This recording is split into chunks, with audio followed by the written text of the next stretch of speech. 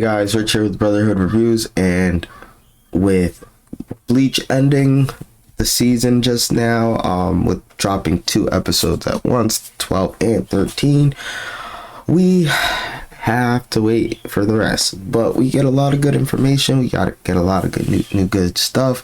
But before I get into that, don't forget to like, comment, and subscribe for more content like this. And now let's get down with the breakdown, and then I'll give you my thoughts on the series as a whole. Now in these 2 episodes, we finish off with Ichigo's mom's backstory, which I have done which I will be doing in a separate video. But we end up finding out why she died, and pretty much it's because she lost her power. Yoichi stole all the Quincy's powers at that moment, and she just so happened to die by the hollow. And also Uryu's grandmother and their maid also died in the process of him stealing their powers. Now we get to Ichigo going back to the palace and finishing his Zanpakuto training, and all the Zanpakuto's mannequin things end up bowing to him, and he, walking straight through them to his Zanpakuto. And then it's weird, he gets up,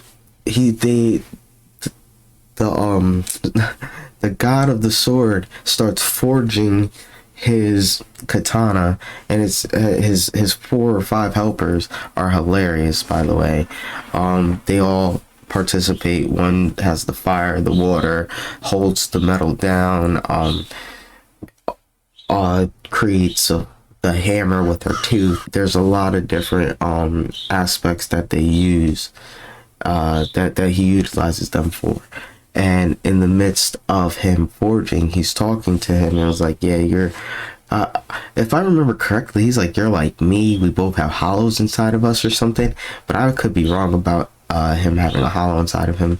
But anyways, pretty much him saying like, yeah, I could tell you got a hollow in you, like, and he keeps calling the sword Zangetsu, and he's like, I keep telling you, Zangetsu is dead. This is a whole new sword. This is a whole new thing. This is not Zangetsu. And because we also find out in his dad's backstory, pretty much his sword moves are his dad's sword moves. So all that spiritual energy that he was using and stuff was his pops, I'm guessing. At least that's what I'm getting from it. And he ends up like going into like his memory. He was like, yeah, you've seen him before, and it's a young Yoichi. And he's like, no, you can't. He's like, I keep telling you, like, I told you back then my name was Zangetsu, but it really wasn't. And he was like, you'll always be Zangetsu. And I'm like, all right, bro, his name's not Zangetsu, like, but I guess his sword's name's gonna be Yoichi, or one's gonna be Yoichi and one's gonna be Zangetsu.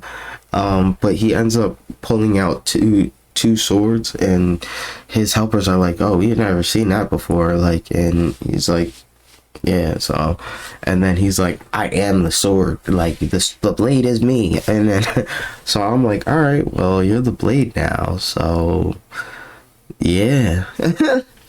But all right, but that's it for my breakdown on that. But my thoughts on the series as a whole, it has been high intensity, high action. The animation has been amazing as well, and I am stoked to see what they do in the next season. And I hope they don't like wait 1.5 years, 2 years to get it done, or even 11 years like they just did.